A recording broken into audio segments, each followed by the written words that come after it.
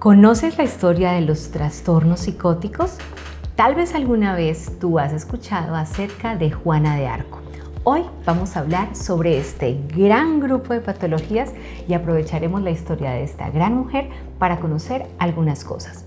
Soy Joana Mogollón y así que acompáñenme a recorrer la historia de la psicosis en la psiquiatría. Bienvenidos, soy la doctora Joana Mogollón y esto es Psiquiatría en un clic.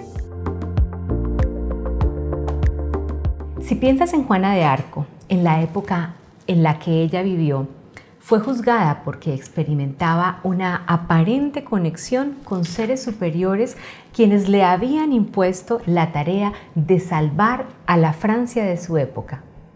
Conocemos lo que le sucedió y cómo fue juzgada incluso como una bruja y quemada en la hoguera. Nuestra historia tiene una deuda con los pacientes que en algún momento presentaban algún tipo de trastorno psicótico, como Juana de Arco. Pacientes que para aquel momento eran confundidos con situaciones demoníacas, posesiones o que estaban bajo el efecto de sustancias psicoactivas, como en el caso de los indígenas.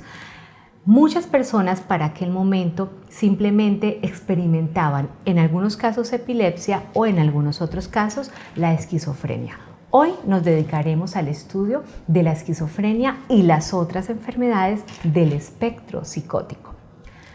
La esquizofrenia, que es la enfermedad más grande de la psicosis, tiene tres características fundamentales.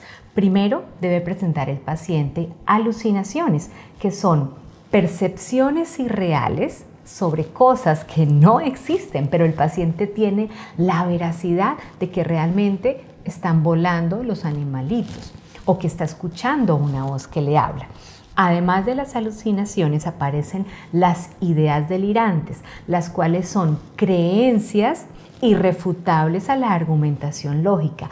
Por más que tú le digas a un paciente que eso que él percibe, escucha, siente o ve es irreal, no hay manera de poder contradecirle con argumentos lógicos. Además aparece el lenguaje desorganizado como tercer punto y en este además el comportamiento desorganizado. A estos tres grandes grupos de síntomas les llamamos los síntomas positivos de los espectros psicóticos, pero también existen los síntomas negativos, los cuales consisten en abulia, alogia y aplanamiento afectivo. Son las 3A de los síntomas negativos de la esquizofrenia y los trastornos psicóticos. En estos síntomas los pacientes tienen una disminución considerable de la interacción social, de la movilidad, permanecen mucho tiempo quietos y muy pobremente funcionales.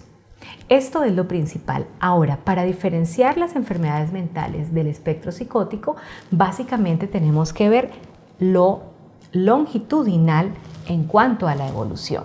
En la esquizofrenia, estos síntomas tienen que haber estado presentes por lo menos durante 6 meses. El paciente pudo haber tenido un mes de síntomas muy aparatosos, pero si recibió tratamiento adecuado, pudo haber disminuido, pero generalmente si está sin tratamiento, 6 meses con estos síntomas permite el diagnóstico de esquizofrenia. Tenemos otro diagnóstico que es el esquizofreniforme, donde el paciente no cumple el criterio de tiempo, pero se parece muchísimo a esto. El tercer trastorno es el trastorno psicótico breve, en el cual se presentan los criterios A de esquizofrenia, que serían alucinaciones, ideas delirantes, lenguaje y comportamiento desorganizado en un lapso corto de tiempo. Actualmente, con la existencia de las sustancias psicoactivas y el gran consumo de alucinógenos, es muy frecuente que aparezcan cuadros psicóticos o psicosis asociadas al consumo. Este tipo de pacientes representan para nosotros los psiquiatras un reto, porque muchas veces el consumo es el desencadenante, el detonante de un cuadro de características psicóticas, esquizofrenia, esquizofreniforme o psicosis aguda. Algunos pacientes en quienes cesan por completo el consumo, la psicosis también desaparece y entonces estos no corresponderían a trastornos psicóticos primarios o funcionales, sino que son secundarios a lo que ellos ingirieron en algún momento determinado.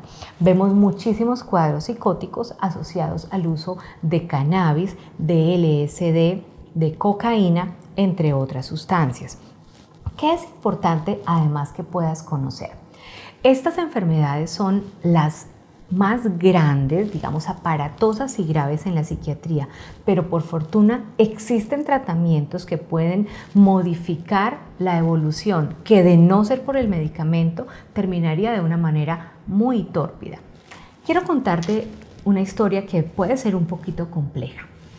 Imagínate nuestro mundo de pacientes con cuadros psiquiátricos antes de 1953, donde no existían tratamientos farmacológicos. Para esa época existían los manicomios, que eran lugares físicos donde llevaban los pacientes que deambulaban por las calles, que eran considerados un peligro para la sociedad, y lo único que había eran cadenas, barrotes, ladrillos, agua fría y muchas otras técnicas que tal vez algún día me animaré a contarles, que no es algo que enorgullezca a la psiquiatría, pero que está en nuestra oscura historia y que por fortuna es un tema superado. ¿Gracias a qué? A los psicofármacos. Los medicamentos llegaron a los pacientes psicóticos como el salvavidas, porque ahora el que tiene esquizofrenia, esquizotípico, esquizoafectivo o una psicosis breve puede retornar a su trabajo, tener familia, casarse, ir a la universidad. Quiero que podamos desmitificar los medicamentos nuestros, porque son los que ayudan a que las personas sean funcionales, sobre todo en el caso de estas enfermedades mayores. Si estuviéramos en la época de Juana de Arco, como empecé, y le diéramos un medicamento antipsicótico, seguramente no la hubieran llevado a la hoguera. Y la historia de ella se ha repetido a lo largo de toda la evolución de nosotros como seres humanos. Entonces quiero llamarlos a la reflexión. Si tienes un familiar con algún tipo de estos cuadros, no te resistas a la medicación. Llévalo al psiquiatra más cercano porque necesita tratamiento inmediato para evitar que evolucione la enfermedad, que cada crisis disminuya el volumen de su cerebro y luego no tengamos un cerebro sobre el cual intervenir. Además del tratamiento farmacológico, existen tratamientos que ayudan a que sean más funcionales, porque como les mencioné, los síntomas negativos disminuyen la funcionalidad del paciente. Y a veces los medicamentos disminuyen algunas funciones cognitivas. Entonces, tenemos que impactar positivamente para la recuperación funcional de los pacientes con esquizofrenia o cualquier otro tipo de psicosis. Si tienes algún amigo o familiar con síntomas similares a los que mencioné, recomiéndale que acuda al psiquiatra más cercano. Si te gustó el contenido de este video, por favor, déjanos tus comentarios. No olvides suscribirte oprimiendo la campanita y está muy atento a las próximas entregas de Psiquiatría en un clic.